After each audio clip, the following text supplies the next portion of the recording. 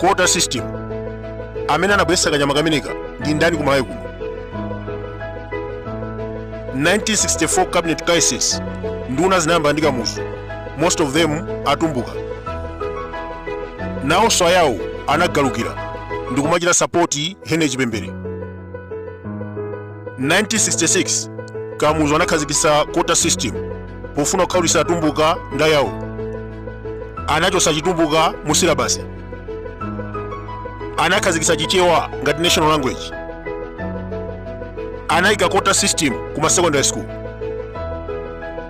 Tikukumbukira 1987 atumbuka anapangidwa deportee kuchokera zigawo zina kupita kwa kumpoto. Boma MCP simalola mpulisi wa chitumbuka kapena chitonga kupezeka kumwera kapena central region. Onse anawatumiza ku Zimba, Chitipa, Karonga, Rumpi komanso Nkhatabe. Quota system yakhale kugwira ntchito zaka 27 za one party system. 1991 mulungu anakwiya kwambiri ndi kubweretsa chilala. Mvula sinagwe bwino, anthu sanakolole. Chuma chinamba kuvuta. Madonna anasiya kuthandiza. Inflation inakwera 22%. Kunali njala komanso unemployment. 1993 amalawi anatopa ndi kuyamba mademo. Kutchanko kunavuta mpaka sukulu anayitseka. Ma civil servant anapanga strike pofuna salary increment. Aphunzitsi, manesi ngakhale ku Eskom anazibisa magetsi pa tsiku limeneli. Ndi nthawi yake yomweyi 1993 pamene High Court Blantyre inathetsa quota system.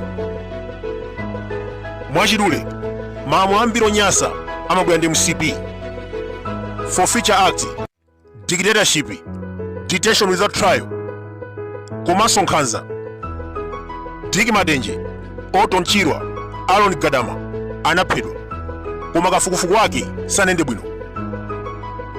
Leronso amalawi akupempha kafukufuku pa imfa ya Chilima, koma zimene akuchita Boma ndi kusokoneza umboni.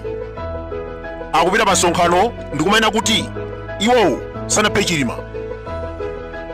Mbali nayi akubisa black box. Akuluakulu Moses Kunkuyu pa 18 Juni anatiuza kunena kuti black box ilipo. Ripoti yatsindika mu ndege munalibe black box. Lazarus Chakwera ngati president sanachose ntchito Moses Kunkuyu kusonyeza kuti amene azoona.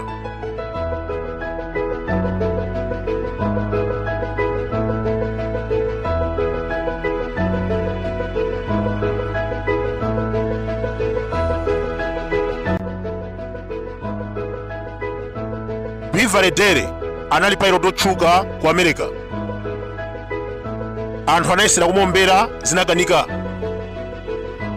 Mu tsiku lotsatira anachita ngozi ya ndege.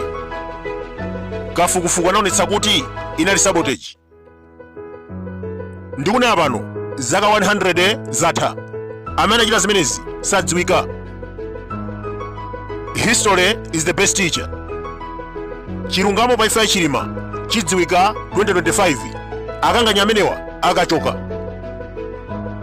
Ufumu wa MCP Chitedze, Danlu, Chikangawa, Skefa Chimoto, Bridging Foundation, Joseph Nkasa, Fedeza Bushari, ufumu umenewu walephera.